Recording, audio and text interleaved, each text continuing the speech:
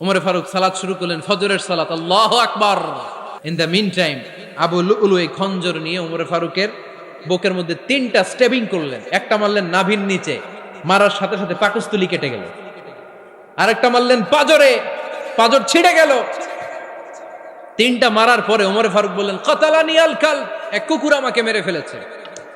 পেছন থেকে এক সাহাবীকে টান মেরে সামনের দিকে নিয়ে গেলেন, তুমি নামাজের ইমামতি করাও। আর ওমরে ফারুককে বাকিরা ধরাধরি করে পেছনে নিতে আরম্ভ করলেন। আর এই আত্মাই আক্রমণ যে করেছে, সে কাতারের মাঝখান দিয়ে যেতে আরম্ভ করলো আর 2 দিকে ছুরি মারতে আরম্ভ করলো। 13 জন সাহাবীর গায়ে ছুরি মেরেছে, 7 জন সাহাবা স্পট ডেথ, জায়গায় মৃত্যু। এই ভয়ঙ্কর অবস্থা দেখে এক সাহাবী বুরনুস, এক ধরনের জুব্বা আছে মাথাওয়ালা, অনেকে জ্যাকেট পরছেন না এরকম মাথাওয়ালা, লম্বা জুব্বা আছে আর ওপরে শীতে পড়ে মাথাওয়ালা, এই মাথাওয়ালা জুব্বা বের করে এক সাহাবী জালের মতো তার দিকে উড়ায় মারল। ওই বুরনুসের মধ্যে পেঁচিয়ে আবু লুলু মাটিতে পড়ে গেল আর সুইসাইড করে ফেলল, নিজের বুকে নিজে মেরে আত্মহত্যা। যেই সাহাবীকে ইমামতির জন্য দাঁড় করালেন, উনি ছোট্ট সূরা দিয়ে প্রথম রাকাতে সূরা আল কাউসার, দ্বিতীয় রাকাতে সূরাতুল ইখলাস দিয়ে নামাজ শেষ। উমরে ফারুক বেহুশ। উমরে ফারুক কি বেহুশ। সবাই কান্নাকাটি করতেছে, সবাই দেখতে গেলেন, এখন হুঁশ ফিরে না। মুখের মধ্যে, মুখ খুলে রাষ্ট্রের চিকিৎসক মুখের মধ্যে দুধ দিলেন, ওই নাভি দিয়ে দুধ বের হয়ে যায়, পাকস্থলী কেটে ওখান দিয়ে দুধ বের হয়ে যাচ্ছে। তারা বললো ওনারে বাঁচানো সম্ভব না, দেখেন হুঁশ ফিরে কিনা। হুঁশ ফিরলে ওনার পরে কে আমির হবে, উনি যেন প্যানেল ঠিক করে দিয়ে যায়। সবাই তাকিয়েছে ওমরে ফারুকের চোখের দিকে। আল্লাহর মেহেরবানিতে ঘন্টা খানিক পরে উনি চোখ খুললেন। চোখ খোলার পরেই বলেন নাই, ও মা আমি মরে যাই। চোখ খোলার পরে উনি বলেন নাই, কে মারলো আমারে। চোখ খোলার পরে উনি বলেন নাই, আমার পরে নেতা কে হবে। চোখ খোলার পরে সর্বপ্রথম কথাটি ছিল, আসল্লান নাস, আমার নেতৃত্বে যে ফজরের নামাজটা শুরু হয়েছিল এটাকে ঠিকমতো তোরা পড়েছিলি? আমার নেতৃত্বে যে ফজরের জামাত শুরু হয়েছিল সেটা ঠিকঠাক মতো সমাপ্ত হয়েছিল কিনা আগে বল। আসল্লান নাস, নামাজটা হয়েছে কিনা বল। সুবহানাল্লাহ বলতে পারলেন না? This is Umar, hour super hero. নেতা অনেকগুলো লাগে না, এরকম নেতা একটাই যথেষ্ট যে গোটা বিশ্বকে কাঁপায় দিতে পারে। চিল্লায় বলো ঠিক কিনা। বিশ্বনবী মক্কায় বসে বসে তাহাজ্জুদের সালাত পড়ে আল্লাহর কাছে দোয়া করলেন, আল্লাহুম্মা আইজ্জাল ইসলাম বিআহাব্বির রাজুলাইনি ইলাইক। ও আল্লাহ, 2 জন লোকের নাম বলবো, 2 জনের দরকার নেই, এই 2 জনের একজনকে আপনি ইসলামের সুশীতল ছায়া তলে এনে ইসলামকে বিজয় দান করে দেন। মুহূর্তের মধ্যে দোয়াটা কবুল করে নিয়েছে কে? বিশ্বনবী বললেন, আল্লাহ 2 জনের নাম বলবো আজকের দোয়ায়। আবি জাহাল ইবনে হিশাম, হয়তো হিশামের বেটা আবু জাহেলকে আপনি ইসলামের ভিতরে নিয়ে আসেন, কিংবা ওমর ইবনুল খাত্তাব, খাত্তাবের বেটা ওমরকে আপনি ইসলামের ছায়া তলে নিয়ে আসেন। ওমরে ফারুকের জন্য দোয়াটা কবুল করে নিয়েছে কে? মক্কার যে অবস্থা, আল্লাহর হাবিব সাল্লাল্লাহু আলাইহি ওয়াসাল্লাম বুঝলেন মক্কার এই 2 জনের একজন যদি আমার সাথে না থাকে তাহলে মক্কায় দাওয়াতি কাজ চালিয়ে যাওয়া যাবে। আল্লাহরে বললেন, আল্লাহ বেশি চাই না, এই 2 জনের একজন, হয় আবু জাহেল নয় ওমর, হয় আবু জাহেল নয় ওমর। বিশ্বনবী যখন দোয়া করলেন, এই দোয়ার একটা ইমানি ধাক্কা, নুরানি ধাক্কা সাইয়েদনা ওমরে ফারুকের হৃদয়কে স্পর্শ করে ফেলল। দোয়া ইজ লাইক এ মিসাইল। এই যে আমরা দোয়া করি, এটা মিসাইলের মতো। যুদ্ধে মিসাইল হামলা করে না? মিসাইল হামলা করার পরে এই মিসাইল লক্ষ্য বস্তুতে যে ভেদ করে, ঠিক কিনা? তেমনি দোয়ার মতো যদি আপনি দোয়া করতে পারেন, আপনি যেই জন্য দোয়া করেছেন ঠিক ওই জায়গায় যে আপনার দোয়া স্পর্শ করে। সুবহানাল্লাহ পড়বেন না? বিশ্বনবীর দোয়ার মাধ্যমে প্রথমে সাইয়েদনা ওমর ফারুকের হৃদয়ে এক ধাক্কা লাগলো। 2 নম্বরে রব্বুল আলামিন সূরাতুল হাক্কা দিয়ে ওমর ফারুকের হৃদয়ের মধ্যে দিলেন এক ধাক্কা। পড়েন আল্লাহু আকবার। কোরআনের ভেতরে সূরাতুল হাক্কা নামে একটা সূরা আছে না নাই? আল হাক্কাতু মাল হাক্কা ওয়া মা আদরাকা মাল হাক্কা। পড়েন আল্লাহু আকবার। বিশ্বনবী যখন দোয়া করলেন, ওই দোয়া যখন সৈয়দনা ওমরে ফারুকের হৃদয়ে স্পর্শ করলো, সৈয়দনা ওমরে ফারুক সব সময় বিশ্বনবীরে ফলো করতে আরম্ভ করলেন। বিশ্বনবী ডানে গেলে লুকিয়ে লুকিয়ে ওমর ফারুক ডানে যায়, বিশ্বনবী বায়ে গেলে লুকিয়ে লুকিয়ে ওমরে ফারুক বায়ে যায়। বিশ্বনবী একবার মসজিদুল হারামে যে নামাজ পড়তে শুরু করলেন, ওমরে ফারুক তখন বিশ্বনবীর পিছু পিছু ছদ্মবেশে পেছন থেকে যে বিশ্বনবী কিভাবে নামাজ পড়ে দেখতে শুরু করলেন। বিশ্বনবী ইন দা মিন টাইম এশার নামাজে আল হাক্কাতুমাল হাক্কা তেলাওয়াত শুরু করে দিলেন। আল হাক্কাতুমাল হাক্কা তেলাওয়াত শুরু করে দিলেন। তেলাওয়াত করতে করতে বিশ্বনবী যখন তেলাওয়াত করতেছে, ওমরে ফারুক এরকম দুলতেছে আর মজা পাচ্ছে। ওমিয়া বিশ্বনবীর কণ্ঠ বুঝি আমার মতো কণ্ঠ, আপনার মতো কণ্ঠ, আহমদ বিন ইউসুফের কণ্ঠ, আব্দুল বাসিতের কণ্ঠ না। বিশ্বনবীর গলায় যে কি সুরের ঝংকার আল্লাহ দিয়েছেন, কি সুরের লহরি আল্লাহ দিয়েছেন, একবার যে শুনতো পাগল হয়ে যেত। আল্লাহু আকবার। বিশ্বনবী সূরা হাক্কা মন্ত্রমুগ্ধ তেলাওয়াতে, মন্ত্রমুগ্ধ সুর দিয়ে, মন্ত্রমুগ্ধ কণ্ঠ দিয়ে তেলাওয়াত করতে লাগলেন। এশার সালাতে ওমরে ফারুক দুলতে লাগলেন। ওমরে ফারুক যত শুনেন অবাক হয়ে যায়, যত শুনেন অবাক হয়ে যায়, যতই শুনে অবাক। কিরে? কারণ তিনি আরবি ভাষা বুঝতেন। এত সুন্দর শব্দের গাঁথুনি, এত প্রাঞ্জল বর্ণনা, এত সুন্দর অন্তমিল, এটা কবিতা না হয়ে পারে না। উনি মনে মনে ভাবলেন এটা মনে হয় কবিতা। It might be poem, it could be poem. Muhammad মনে হয় কবি হয়ে গেছে, তার কাব্য প্রতিভা দিয়ে সে এটা বানিয়েছে। তা না হলে এত সুন্দর কথা, এটা কবিতা না হয়ে পারে। ইন দ্য মিন টাইম বিশ্বনবী কিন্তু দেখতেছে না যে পেছনে ওমর। বিশ্বনবী তেলাওয়াত করছিলেন। ইন দ্য মিন টাইম বিশ্বনবী পড়ছিলেন ওমা হুয়া বিকাউলি শাইরিন কলিলাম মা তুমিনুন। এই আয়াতের অর্থ হলো এটা কোনো কবির কথা নয়, খুব অল্প সংখ্যক লোকই তোমরা ঈমান আনো। সুবহানাল্লাহ পড়ে।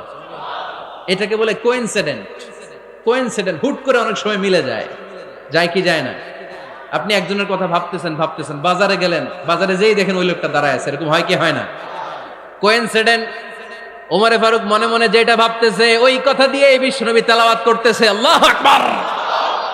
বিশ্বনবী যে আয়াত তেলাওয়াত করছিলেন, আয়াতের অর্থ হলো এটা কোনো কবির বানানো কবিতা না, খুব অল্প সংখ্যক লোকই তোমরা ঈমান আনো। ওমরে ফারুক আটকে উঠলেন, থমকে দাঁড়ালেন। ঘটনা কি? আমি মনে মনে ভাবলাম, কি রে এত সুন্দর কথা, এটা তো মানুষের কথা হতে পারে না, এটা নিশ্চয়ই কবিতা, কবির কথা। কিন্তু মুহাম্মদ এখন আবার পড়তেছে ওমা হুয়া বিকাউলি শাইর, এটা কোনো শায়েরের, কবির কথা নয়।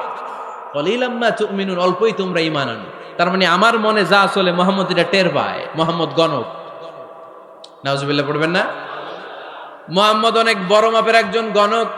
মানুষের হৃদয়ে কি চলে, মনে মনে কি ভাবে, মুহাম্মদ না দেখেও বলে দিতে পারে। ইন দা মিন টাইম বিশ্বনবী পরের আয়াতে পড়লেন ওয়ালা বিকাউলি কাহিনিন কলিলাম মা তাযাক্কারুন। এই আয়াতের অর্থ হলো এটা কোনো গণকের বানানো গণনা নয়, খুব অল্প সংখ্যক লোকই তোমরা উপদেশ হিসেবে এটাকে মানো। সুবহানাল্লাহ পড়েন। এবার আর ওমরে ফারুকের সহ্য হয় না, কি আজীব তামাশা। প্রথমে মনে করলাম কবিতা, মোহাম্মদ কয় কবি না, সে কবি না, এটা কবিতা না। তারপর ভাবলাম সে গণক, সে আয়াত পরে পরে বলে দিল এটা গণনা নয়, তাহলে এটা কি? এটা কি কবিতাও না, গণনাও না, তাহলে এটা কি? বিশ্বনবী তখন বললেন তানজিলুম মির রাব্বিল আলামিন। সুবহানাল্লাহ পড়েন। পরের আয়াত ছিল তানজিলুম মির রাব্বিল আলামিন। এটা দুনিয়ার কোনো কবির বানানো কবিতা না, এটা কোনো গণকের গণনা না, এটা কোনো সাহিত্যিকের বানানো সাহিত্য নয়, এটা মহাবিশ্বের পরিচালক রব্বুল আলামিনের কাছ থেকে পাঠানো কিতাব কোরআন। সূরা হাক্কার ধাক্কায় ওমরে ফারুক কাইত। প্রথমে ধাক্কাটা লাগলো যে দোয়া। বিশ্বনবী তাহাজ্জুদে কেঁদে দোয়া করলেন, আল্লাহ হয় আবু জাহেল রে দিবা, নাইলে ওমর রে দিবা। ওই দোয়া ওমরে ফারুকের হৃদয়ে ছোঁয়া লেগেছে। এরপরে হাক্কা, সূরাতুল হাক্কা দিয়ে দিলে এক ধাক্কা। এই ধাক্কা খেয়ে উথাল পাথাল হৃদয়ের মধ্যে, হায় রে এ কি বাণী, এ কেমন কথা, কে মুহাম্মদ? তারপরও শয়তানের ওয়াসওয়াসা আছে না নাই? আল্লাহ বলে যতই ওয়াসওয়াসা ওমরকে দেয়া হোক, আমি ওমরে ফারুককে এই মুসলিম উম্মাতের সেনাপতি বানিয়ে ছাড়বো, আমি সেনাপতি বানাবো। এবার 3 নাম্বার ডোজ। ডাক্তারের কাছে গেলে প্রথমে দেখবেন সিম্পল ডোজ দেয়, নরমাল ওষুধ, এটাতে কাজ না হইলে ডোজ বাড়ায়, একেবারে কাজ না হইলে অ্যান্টিবায়োটিক মারে, আছে না নাই? আল্লাহ প্রথমে দোয়ার ছোঁয়া লাগালেন, তারপর সূরা হাক্কা দিয়ে ধাক্কা মারলেন, এরপরে রব্বুল আলামিন বলেন এবার ৩ নাম্বার ডোজ সূরা তহা দিয়ে আমি তোমার হৃদয়টারে উজালা বানায় দেব রে ওমর। শয়তান ওদিক দিয়ে ওয়াসওয়াসা, খেলা দুই দিক থেকে চলতেছে। আল্লাহ তাআলা হেদায়েতের রাস্তায় টানছে, শয়তান জাহান্নামের দিকে টানছে। ঘোষণা দেয়া হলো মক্কায়, মুহাম্মদের মাথা কেটে এনে দিলে এত এত স্বর্ণ মুদ্রা দেয়া হবে। ওমরে ফারুক রাজি হয়ে গেলেন, নাঙ্গা তলোয়ার নিয়ে বিশ্বনবীর মাথা কাটার জন্য ছুটলেন। নাউজুবিল্লাহ পড়বেন না? বনু জাহরা গোত্রের এক লোক বলে, আইনা ইয়া ওমর, কই যাও? মুহাম্মদের মাথা কাটতে যাই। আরে মুহাম্মদের মাথা কাটতে যাও? তোমার বোন ফাতিমা বিনতে খাত্তাব আর তোমার বোন জামাই সাঈদ কদ সাবা, এরা তো ধর্ম ত্যাগ করে ফেলছে, এটা তো আমাদের ধর্ম ত্যাগ করে মুহাম্মদের ফলোয়ার হয়ে গেছে। আগে ওমর ঘর সামলাও, পরে মুহাম্মদের মাথা কাটতে যেও। ওমরে ফারুক অবাক হয়ে গেলেন, তলোয়ার নিয়ে বিশ্বনবীর দিকে না যে নিজের বাড়ির দিকে চলে গেলেন। বিশ্বনবীর আপন বোন ফাতিমা বিনতে খাত্তাব, বোন জামাই সাঈদ আর খাব্বাব রাদিয়াল্লাহু তাআলা আনহু তিনজন মিলে সূরা তহা তেলাওয়াত করছিলেন। পড়েন সুবহানাল্লাহ। মক্কায় লুকিয়ে লুকিয়ে দাওয়াত হতো। খাব্বাব রাদিয়াল্লাহু তাআলা আনহু একটা চামড়ার ফলকের মধ্যে সূরা তহার কয়েকটা আয়াত এনে ওমরে ফারুকের বোন আর বোন জামাইকে শিক্ষা দিচ্ছে, ট্রেনিং দিচ্ছে। সুবহানাল্লাহ পড়েন। লুকিয়ে লুকিয়ে ওমরে ফারুক যখন ঘরে চলে আসলেন, এরা তটস্থ হয়ে গেল। সাইয়েদনা খাব্বাব বিছানার তলায় লুকিয়ে গেলেন। ওমরে ফারুক বললেন, দরজা খোলো। ফাতিমা বিনতে খাত্তাব দরজা খোলার পরে নির্মম ভাবে সাইয়েদনা ওমর রাদিয়াল্লাহু তাআলা আনহু বোনের গায়ে আঘাত শুরু করে দিল। বোন জামাইকে আহত করতে শুরু করলো আর বলতে শুরু করলো, তোরা পাগল হলি কেন? কি আছে ওই মুহাম্মাদের মধ্যে? কি জাদু নিয়ে সে এসেছে? সে যাই বলে লোকজন পাগল হয়ে যায়, সবাই তার উপর কালিমা পড়ে ঈমান এনে ফেলে। কি এমন জিনিস তোদের কাছে আছে যেটা দেখে মুহাম্মদকে তোরা ভালোবাসলি? কি আছে? কি পড়তেছিলি আমারে দেখা। ফাতেমা বলে, ইন্নাকা রিজসুন লা ইয়ামাসসুহু ইল্লাল মুতাহহারুন। ও আমার ভাই ওমর, তুমি নাপাক। তুমি কি? লা ইয়ামাসসুহু ইল্লাল মুতাহহারুন, পবিত্রতা অর্জন না করে এই কোরআন ধরা যায় না। সুবহানাল্লাহ পড়েন। উমরে ফারুক গোসল করে আসলেন, কারণ ধাক্কা তো আগে কয়েকটা খাইছে। কথা বুঝেন নাই বোধহয়? প্রথমে দোয়ার ধাক্কা, পরে কোন সূরা দিয়ে ধাক্কা? হাক্কা দিয়ে ধাক্কা। ৩ নম্বরে এখন আর একটা ধাক্কা খাবে। গোসল করে আসলেন। ফাতিমা বিনতে খাত্তাব বললেন, গোসল যখন করে এসেছেন, এই নেন। উমরে ফারুক এবার চামড়ার কাপড়ের মধ্যে সূরা তহার প্রথম আয়াতের দিকে নজর করলেন। নজর করেই কোরআনের প্রেমে পড়ে গেলেন। পড়েন সুবহানাল্লাহ। উমরে ফারুক পড়তে আরম্ভ করলেন, তহা মা আনজালনা আলাইকাল কুরআনা লিতাশকা ইল্লা তাযকিরাতাল লিমান ইয়াখশা তানজিলাম মিম্মান খালাকাল আরদা ওয়াস সামাওয়াতিল উলা। সুবহানাল্লাহ পড়েন। উনি পড়তে আরম্ভ করলেন, তহা মা আনজালনা আলাইকাল কুরআনা লিতাশকা, এই কোরআনকে আমি তোমাদের হতভাগ্য জাতি হিসেবে দুনিয়ায় থাকার জন্য পাঠাই নাই। এটা রব্বুল আলামিনের পক্ষ থেকে এসেছে। যারা রবকে ভয় করে তাদের জন্য আছে উপদেশ। যিনি আকাশ বানিয়েছেন, জমিন বানিয়েছেন, ওই আল্লাহ তাআলা নিজেই এই কোরআন পাঠিয়েছে। আওয়াজ করে পড়তে হবে, আল্লাহু আকবার। উনি খুব ভালো আরবি জানতেন। সূরা তহা পড়ার পরে আর ধৈর্য ধারণ করতে পারে না। ওমরে ফারুক ছোট্ট বাচ্চার মতো কান্না শুরু করে দিলেন। আল্লাহু আকবার। সূরা তহাটা হাতে নিয়ে, তলোয়ারটা হাতে নিয়ে বিশ্বনবীর দিকে ছুটতে আরম্ভ করলেন। আইনা মুহাম্মদ, কোথায় মুহাম্মদ? তোমরা আমাকে মুহাম্মদের কাছে নিয়ে চলো। বিশ্বনবী তখন সাফা পাহাড়ের পাদদেশে দারুল আরকাম ইবনে আলকামের ঘরে লুকিয়ে লুকিয়ে কোরআনের দাওয়াত দিতেন। ওমরে ফারুককে পাগলের মতো ছুটে আসতে দেখে বিশ্বনবীর চাচা হামজা ইবনে আব্দুল মুত্তালিব বলল, নবী আপনি পালান। ওই যে খাত্তাবের বেটা ওমর আপনাকে অপমান করার জন্য, আক্রমণ করার জন্য তেরে এসেছে। সাহাবীরা বললেন, নবী আপনি পালিয়ে যান, আমরা সামাল দেব। বিশ্বনবী বললেন, না আমি পালাবো না, বরং তোমরা সরে যাও। ওমর ইবনুল খাত্তাবকে আমার দরবার পর্যন্ত আসতে দাও। আমার তো মনে হচ্ছে ওই যে তাহাজ্জুদের নামাজ শেষে চোখের পানি ছেড়ে যে আমি আল্লাহর কাছে দোয়া করেছি, আজকে আমার ওই দোয়াটা কবুল হতে শুরু করেছে। আমার তো মনে হচ্ছে আমার ওই দোয়া কবুল হবে, আসতে দাও। ওমরে ফারুক এসে বললেন, আশহাদু আল্লা ইলাহা ইল্লাল্লাহ ওয়া আশহাদু আন্না মুহাম্মাদান আবদুহু ওয়া রাসূলুহু। আমি সাক্ষ্য দিলাম আল্লাহ ছাড়া কোনো ইলাহা নাই, নিশ্চয় আপনি আল্লাহর প্রেরিত বান্দা এবং রাসূল। পড়েন সুবহানাল্লাহ। ওমরে ফারুক যখন কালিমা শাহাদা পড়ে মুসলমান হয়ে বিশ্বনবীর হাতে হাত রাখলেন, মুসলিম সাহাবীদের মধ্যে খুশি আর আনন্দের বন্যা বয়ে গেল। মুসলিম হাতে গোনা সাহাবারা আল্লাহর প্রশংসা করলেন। বিশ্বনবী সাইয়েদনা ওমরে ফারুককে জড়িয়ে ধরলেন। ওমরে ফারুক এবার বিশ্বনবীরে বললেন, নবী গো, আলাসনা আলাল হক, আমরা কি সত্যের উপরে আছি নাকি আমরা ভুলের উপরে আছি? বিশ্বনবী বললেন, বালা নাহনু আলাল হক, আমরাই সত্যের উপরে আছি। সুবহানাল্লাহ পড়েন। আলাসনা আলাল হক, নবী আমরা কি সত্যের উপরে নাই? হ্যাঁ অবশ্যই ওমর, তুমি সত্যের উপরে আছো। ওমরে ফারুক বললেন, তাহলে ফাফিমাল ইখতিফা, তাহলে লুকায় লুকায় আর দাওয়াত দেব কেন? আমি তো কালিমা পড়ে ফেলছি, আসেন আমার সাথে বের হই। ফাফিমাল ইখতিফা, আর লুকায় লুকায় কেন? আসেন আমরা বাইরে বের হই। বিশ্বনবী বললেন, ওমর এটা মাক্কি জীবন, এখানে আমরা একটু গোপনে গোপনে দাওয়াত দিতে চাই। ওমরে ফারুক বলে, না, আমার দায়িত্ব, আমি একটা মিছিল দিতে চাই নবী। আল্লাহর নামের তাকবীর দিতে দিতে দারুল আরকাম থেকে শুরু করে মসজিদুল হারাম পর্যন্ত একটা মিছিল দিয়ে আমি মক্কা কাঁপায়া দেব। অনুমতি দেন। বিশ্বনবী দিতে চান। ওমর ফারুক অনেক বোঝানোর পরে স্বল্প পরিসরের একটা অনুমোদন পাওয়া গেল বিশ্বনবী সাল্লাল্লাহু আলাইহি ওয়াসাল্লামের কাছ থেকে। কিন্তু মিছিল যে দিবে, মিছিলের জন্য লোকের দরকার আছে না নাই? এখানে লোক নাই, আমি একাই মিছিল দিতেছি। এটা জমবে, মিছিল জমবে। খুঁজে উনি 11 জন মুসলিম সাহাবা পেলেন। কয়জন? ওমরে ফারুক বললেন, 11 জনই সই। এই 11 জন নিয়েই আমি আল্লাহর নামের তাকবীর দিব। 2 লাইন করলেন। কয় লাইন? 2 লাইন।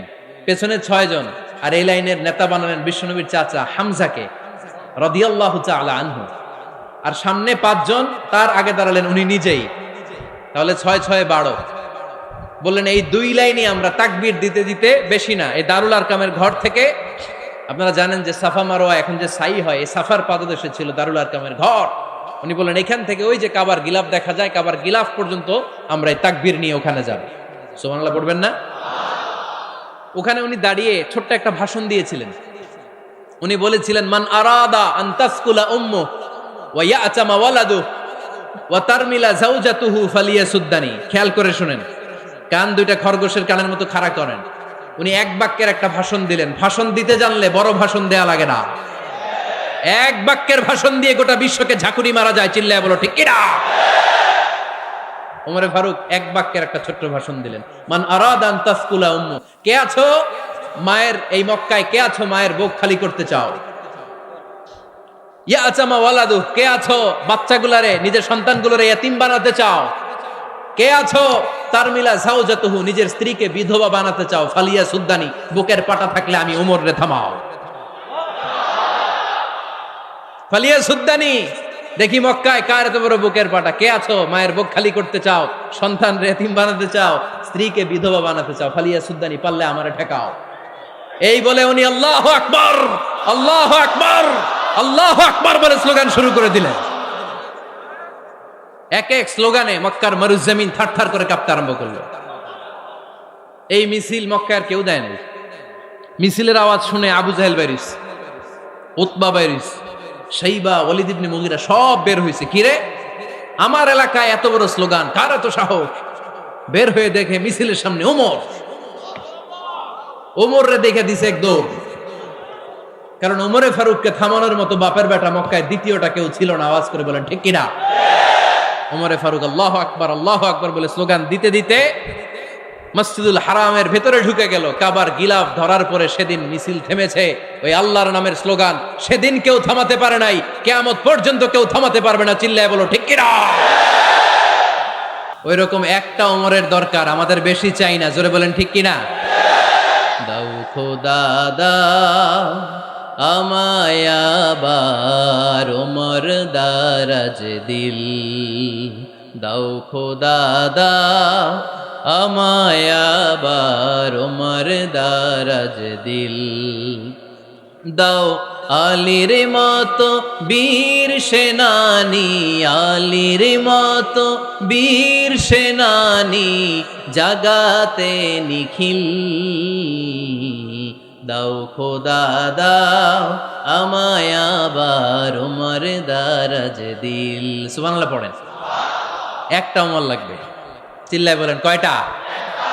ওই ওমরের অপেক্ষায় বাংলাদেশ সহ গোটা মুসলিম উম্মাহ, ঠিক কি না? একটা ওমরই যথেষ্ট। আমাদের সেন্ট্রাল লিডারশিপ নাই তো, আমাদেরকে এদিকে লাথি মারলে আমরা ওইদিকে যাই, ওদিক থেকে গুতা মারলে আমরা এদিকে যাই। আমাদের রিপ্রেজেন্টেটিভ, আমাদের প্রতিনিধিত্ব করার মতো কোনো কেন্দ্রীয় লিডারশিপ নেতৃবৃন্দ গোটা বিশ্বে নাই, ঠিক কি না? আমরা সেই ওমরে ফারুকের অপেক্ষায়, আমরা সেই ইমাম আল মাহাদির অপেক্ষায়। এই ওমরে ফারুক আমাদের মডেল, ঠিক কি না? থার্ড ইন পজিশন এই পুরা উম্মতের মধ্যে ওনার পজিশন নাম্বার 3। 1 নাম্বার পজিশন বিশ্বনবীর, কার? 2 নাম্বার পজিশন কার? আবু বকর। 3 নাম্বার পজিশন কার? ওমরে ফারুকের। বিশ্বনবী বলতেন লা নবিয়্যা বা'দি, লা নবিয়্যা বা'দি, আমার পরে কোনো নবী নাই। ওয়ালা রাসূলা, আমার পরে কোনো রাসূলও নাই। আমার নবীর পরে আর কোনো নবী আছে? আমার নবীর পরে আর কোনো রাসূল আছে? এই যে কাদিয়ানি যে একটা সম্প্রদায় আছে, এরা কি মুসলিম নাকি অমুসলিম? মুসলিম সম্প্রদায়ের সাথে এদের কোনো সম্পর্ক নাই, চিল্লায় বলেন ঠিক কি না? এরা যদি মুসলমান হতে চায়, আমার নবী দ্য লাস্ট মেসেঞ্জার বিশ্বনবীকে খাতামুন নবী হিসেবে সংবাদ সম্মেলন করে গোটা বিশ্বকে জানায় দিতে হবে, তারপরে তাদেরকে আমরা মুসলিম হিসেবে স্বীকৃতি দিব, চিল্লায় বলেন ঠিক কি না? তা না হলে তারা কোন ধর্মের এটাকে জানায় দিতে হবে। No inferiority complex, no identity crisis. Identity ক্রাইসিসে থাকা যাবে না। আপনারা কোন ধর্মের এটা জানায় দেন। আপনারা বিশ্বনবীরও শেষ নবী মানবেন না, আবার মুসলিম বলেও নিজেদেরকে ট্যাগ লাগাতে চাইবেন। সাধারণ মুসলমানরা এটা এই ধোঁকাবাজি মানে না, চিল্লায় বলেন ঠিক কি না? আমার নবীর পরে কোনো নবী নাই, আমার রাসূলের পরে কোনো রাসূল নাই, ঠিক কি না? আল্লাহর হাবিব বলতেন লাউ কানা বা'দি নাবিয়্যুন লাকানা উমর, তবে আমার পরে যদি নবী হওয়ার যোগ্যতা কারো থাকে, আমার ওমরের ওই যোগ্যতা আছে। সুবহানাল্লাহ পড়েন।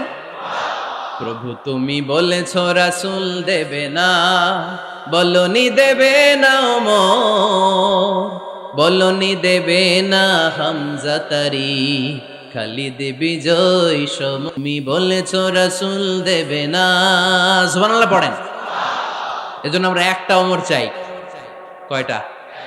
বেশি লাগবে? নেতার মতো নেতা কয়টা লাগে? জোরে বলেন কয়টা? Enough, that's enough. ওমরে ফারুক আওয়ার সুপার হিরো। ওনার সাথে বিশ্বনবী সাল্লাল্লাহু আলাইহি ওয়াসাল্লামের মুসাহারার সম্পর্ক ছিল।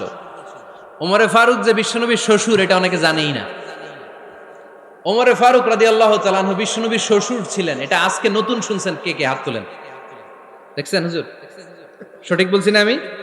অনেকে আমরা জানি না। মাশাআল্লাহ, জানতে লজ্জা নাই, শিখতে লজ্জা নাই। লজ্জা হচ্ছে অজ্ঞতায় আর মূর্খতায়, ঠিক কি না? আমরা শিখতে রাজি আছি। যে কথা বলে আমরা তার ছাত্র। আমার আগে হুজুর কথা বলতেছিলেন, আমরা ছিলাম ছাত্র। এখন আমি কথা বলতেছি, এখন আমরা সবাই হয়ে গেছি ছাত্র, ঠিক কি না? যিনি বলেন তিনি শিক্ষক, বাকিরা আমরা ছাত্র, ঠিক কি না? 4 খলিফার 2 খলিফা, ইসলামের 4 খলিফার 2 খলিফা বিশ্বনবীর মেয়ের জামাই, আর বাকি 2 খলিফা বিশ্বনবীর শ্বশুর। সুবহানাল্লাহ পড়েন। সাইয়েদনা আলী রাদিয়াল্লাহু তাআলা আনহু, সাইয়েদনা উসমান যুন-নূরাইন বিশ্বনবীর মেয়ের জামাই। উসমান রাদিয়াল্লাহু তাআলা আনহুর কাছে বিশ্বনবী 2 মেয়েকে বিয়ে দিয়েছিলেন। একজন মারা যাওয়ার পরে আরেকজন। বিশ্বনবী বলেছেন এরপরে আরেকটা থাকলে ওইটারও বিয়ে দিতাম। সুবহানাল্লাহ পড়বেন না? 2 জন ছিল মেয়ের জামাই আর 2 জন ছিল শ্বশুর। সাইয়েদনা আবু বকর শ্বশুর, বিশ্বনবীর স্ত্রী আম্মাজান আয়েশা রাদিয়াল্লাহু তাআলা আনহার বাবা। বিশ্বনবীর স্ত্রী আম্মাজান হাফসা রাদিয়াল্লাহু তাআলা আনহার বাবা ছিল সাইয়েদনা ওমর ফারুক। চিল্লায় পড়েন আল্লাহু আকবার। জান্নাতুল পজিশন না, সাইয়্যিদু কুহুলিল জান্নাহ। জান্নাতে যত নারীরা যাবে, নারীদের সর্দারিনী হবে সাইয়্যিদাতুনা ফাতেমা রাদিয়াল্লাহু তাআলা আনহা। এই ফরিদপুরের যত ইয়াং স্টাররা, তোমরা যারা জান্নাতে যাবে, তোমাদের লিডার হবে সাইয়েদনা হাসান আর হুসাইন রাদিয়াল্লাহু তাআলা আনহুমা। আর বয়স্ক মুরব্বীরা যারা জান্নাতে ঢুকবেন, আপনাদের লিডার হবে সাইয়েদনা আবু বকর আর সাইয়েদনা ওমর ফারুক রাদিয়াল্লাহু তাআলা আনহু। সুবহানাল্লাহ পড়তে পারলেন না?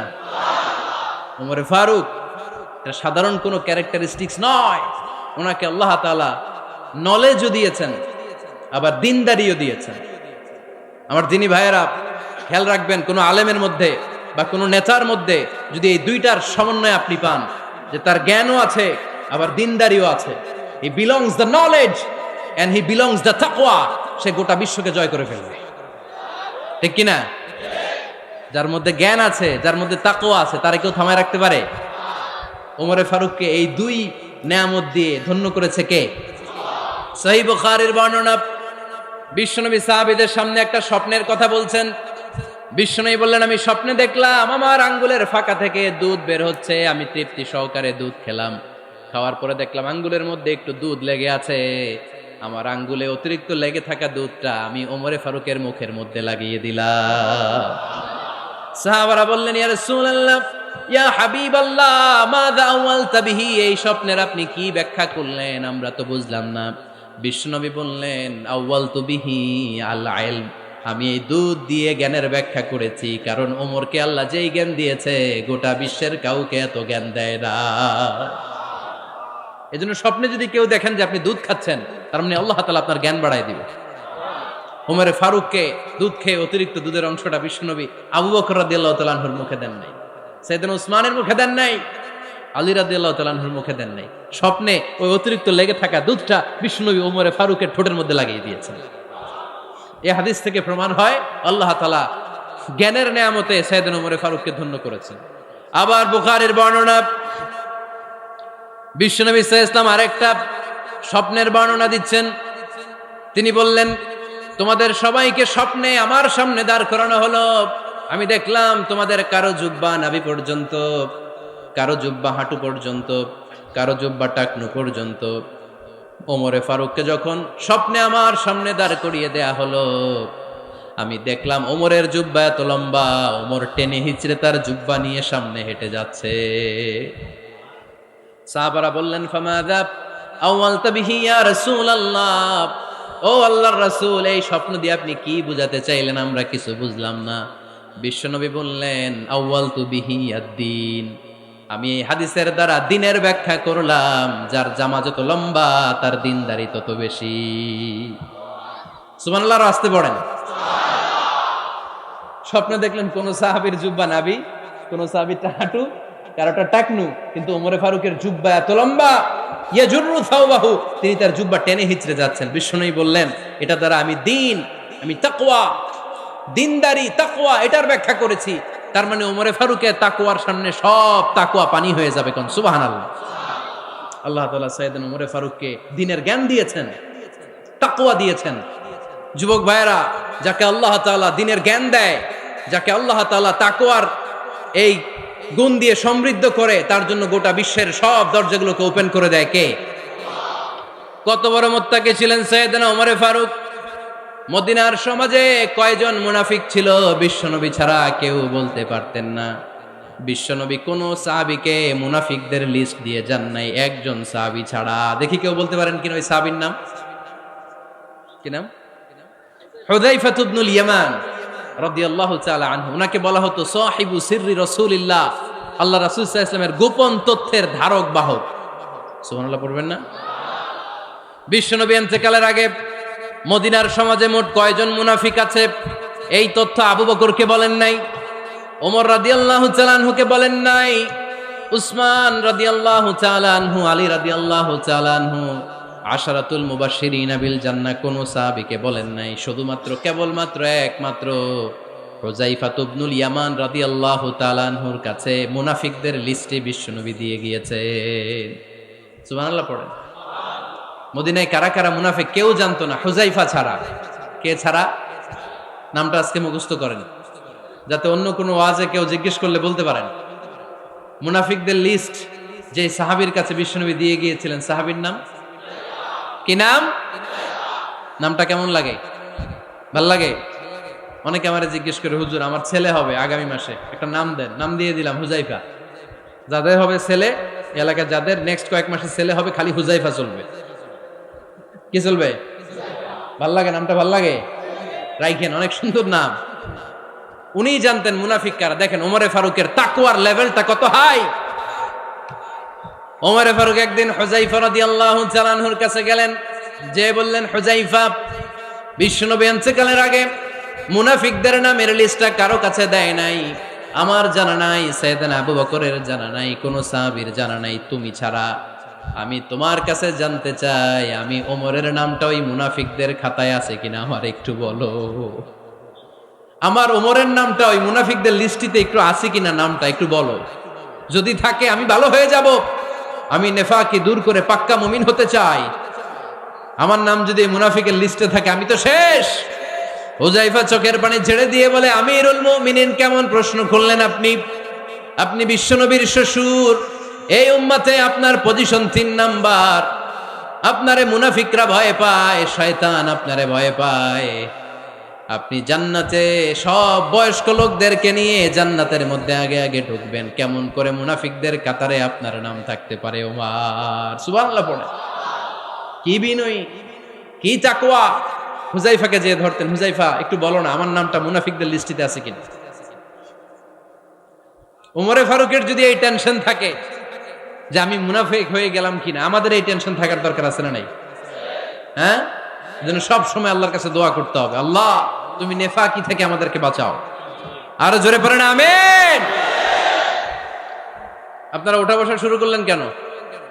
অনেক রাত হয়ে গেছে তাই?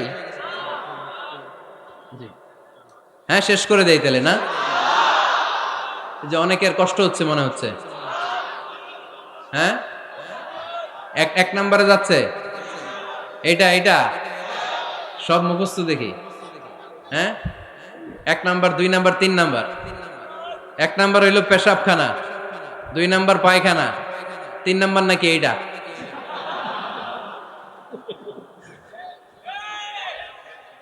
আছে না নাই? না। সিগারেট কোন মুসলমান খেতে পারে? সিগারেট হয় টোবাকো প্ল্যান্টস থেকে, তামাক পাতা। ফরিদপুরে চাষ হয় নাকি?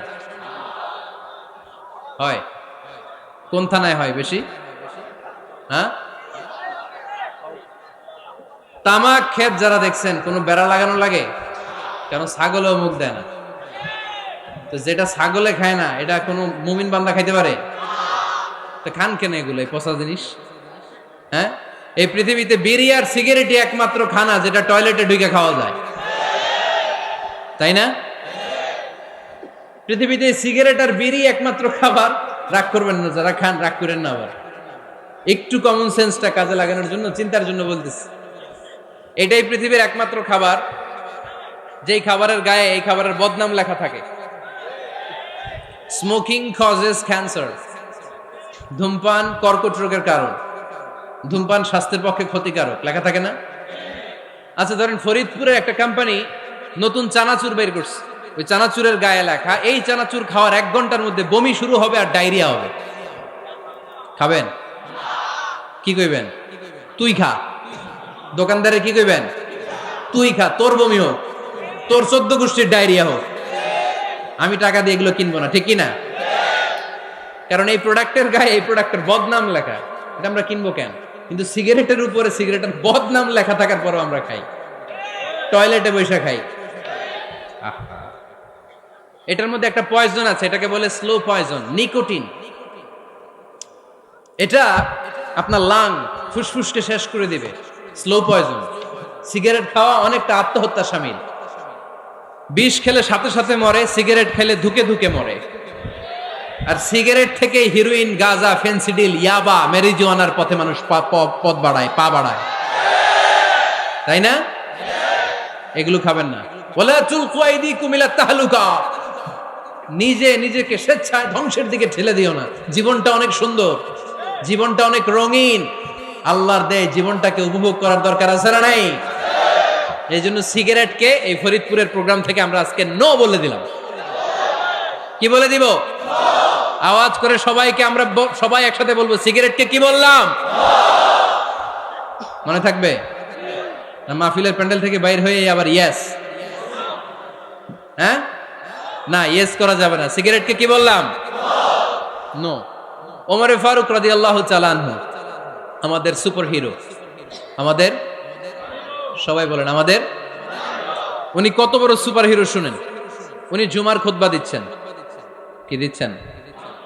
মসজিদে নববীতে খুতবার মাঝখানে হঠাৎ বললেন, ইয়া সারিয়াতাল জাবাল, ইয়া সারিয়াত ইবনে জানিমিল জাবাল। এই কথা বলেই আবার খুতবা দিতে শুরু করলেন। উনার এই ইয়া সারিয়াত ইবনে জানিমিল জাবালের সাথে আগের কথারও কোনো মিল নাই, পরের কথারও কোনো মিল নাই।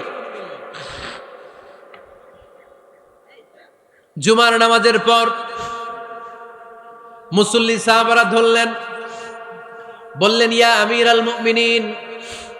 খুতবার মাঝখানে হঠাৎ করে ইয়া সারিয়াত ইবনে জালিমিল জাবাল বলে আপনি চিৎকার করলেন কেন? আপনার এই বাক্যের সাথে আপনার খুতবার আগের বাক্যের কোনো মিল নাই, আপনার খুতবার পরের বাক্যেরও কোনো মিল নাই। এই কথা আপনি কারে বললেন, কারে উদ্দেশ্য করে বললেন? এই কথার তাৎপর্য কি আমাদেরকে বুঝিয়ে বলেন। ওমরে ফারুক বললেন, আমি যখন খুতবা দিচ্ছি আমি দেখতে পেলাম ওই যে কয়েক মাস আগে আমি আমার মুসলিম সেনাবাহিনী পারস্যে আক্রমণের জন্য পাঠিয়েছি, বর্তমান ইরানের ওই বিশাল এলাকাতে পারস্যে আমি আমার ব্যাটালিয়ন পাঠিয়েছি।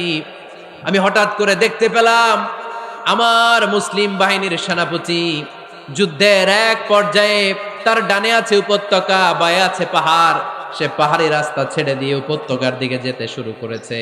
আমি দেখতে পেলাম আমার মুসলিম বাহিনী যদি উপত্যকার দিকে ছুটে বেড়ায়, কাফির মুশরিকরা আমার মুসলিম বাহিনীকে কচুকাটা করে ফেলবে।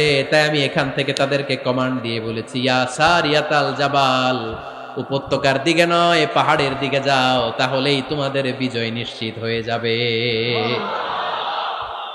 উপত্যকার দিকে যেও না, ইলাল জাবাল, ইলা সারিয়াতিল জাবাল, পাহাড়ের দিকে ছোট। সাহাবারা অবাক, ঘটনা কি? উনি বসে আছেন মদিনায় মসজিদে নববীর মিম্বারে দাঁড়িয়ে, উনি যদি ইয়া সারিয়াতাল জাবাল বলে, এটা কি ইরানে যাবে নাকি? ও মিয়া, তখনকার সময়ে বর্তমানের মতো মোবাইল ছিল নাকি? ইন্টারনেট ছিল নাকি? কিছু ছিল? খালি মুখে আমি যদি বলি ইয়া সারিয়াতাল জাবাল, এটা ইরানে যাবে, ইন্ডিয়ায় যাবে, ঢাকায় তো যাবে না, ফরিদপুর শহরেই তো বসবে না, ঠিক কিনা? কিন্তু এটা আমিরুল মুমিনিন বিশ্বাসী সাহাবারা বিশ্বাস করে নিল। কিছু মুনাফিক ছিল, এরা কয় না ঝামেলাস, এটা তো সম্ভব না। এক কাজ করি, এই সেনাপতি যখন বিজয়ী বেশে মদিনায় ফিরে আসবে আর আমরা ধরব। এরা দিন গুনতে লাগলো, এই সেনাপতি মুসলিম বাহিনী নিয়ে পারস্য জয় করে কবে ফিরে আসবে। এই মুনাফিকের দলগুলো কখনো সেনাবাহিনীকে অভ্যর্থনা জানাতে যেত না, কিন্তু এইবার সবার আগে মদিনার উপকণ্ঠে যে সেনাপতিদেরকে অভ্যর্থনা জানানোর জন্য ফুল নিয়ে রেডি। ফুল নিয়ে দাঁড়ায় সেনাপতি ঢুকার সাথে সাথে ধরছে, এই সেনাপতি কোত্থেকে আসছে? কয় পারস্য জয় করে আসছে। কয় এমন এমন দিন, জুমার দিন দুপুর বেলা যুদ্ধের মাঝখানে আমিরুল মুমিনিনের কণ্ঠের কোন কথাবার্তা শুনছো নাকি? সেনাপতি অবাক, কয় তোমরা জানলা কেমনে? শুনছি তো। সুবহানাল্লাহ পড়বেন না? আমরা যুদ্ধে একটা ভয়ঙ্কর অবস্থার মধ্যে ছিলাম, পেছন থেকে শত্রুরা আমাদেরকে আক্রমণ করতে শুরু করে দিল। ডানে যাব না বায়ে যাব, সামনে যাব নাকি পেছনে যাব, রাস্তা খুঁজে পাচ্ছি না। ডান দিকে ছিল আমাদের উপত্যকার রাস্তা, বাঁ দিকে ছিল পাহাড়ি পথ। আমরা সোজা পথ হবে মনে করে উপত্যকার দিকে ছুটতে আরম্ভ করলাম। হঠাৎ করে আমিরুল মুমিনিনের কণ্ঠ বজ্র কণ্ঠে আমার কানের মধ্যে ভেসে আসলো। আমার মনে হলো আমিরুল মুমিনিন কেমন যেন আমাকে কমান্ড দিচ্ছেন আর বলছেন, ইয়া সারিয়াতাল জাবাল, ডান দিকে উপত্যকার পথে নয়, তাড়াতাড়ি পাহাড়ের দিকে সৈন্য বাহিনী নিয়ে উঠে যাও। পাহাড়ের দিকে, ডানে না, this is wrong track and this is the right track.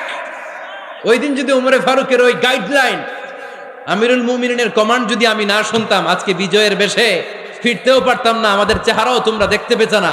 ওমরে ফারুকের ওই কমান্ড, ওই গাইডলাইন অদৃশ্য থেকে শোনার কারণে ওই পারস্যের মধ্যে আমাদেরকে সেই যুদ্ধে বিজয় দান করেছে কে?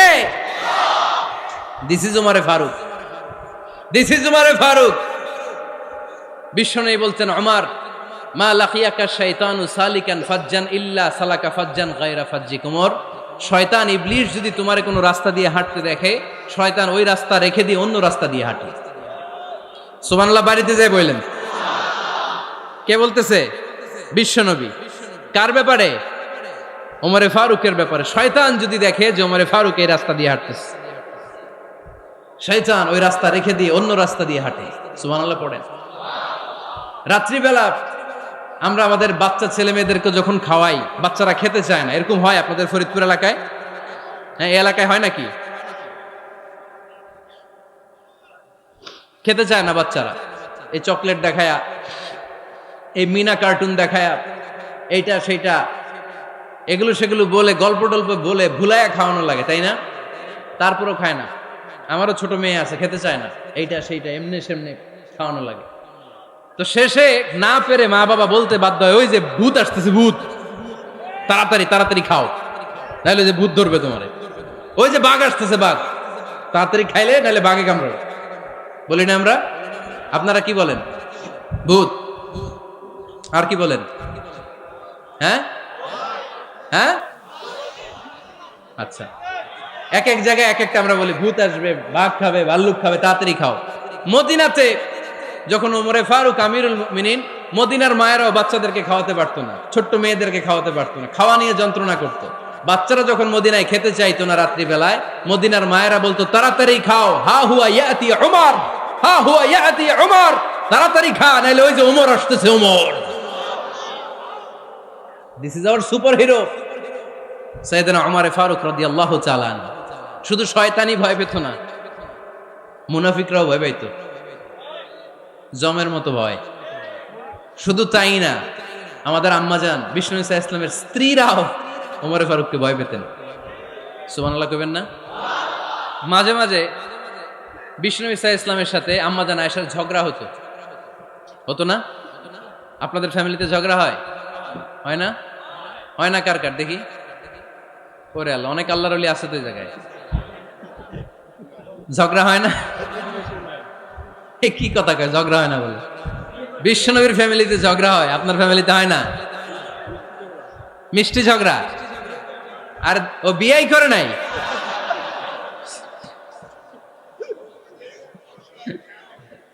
ঝগড়া তো হবেই, দাম্পত্য জীবনের মজাটাই তো এখানে।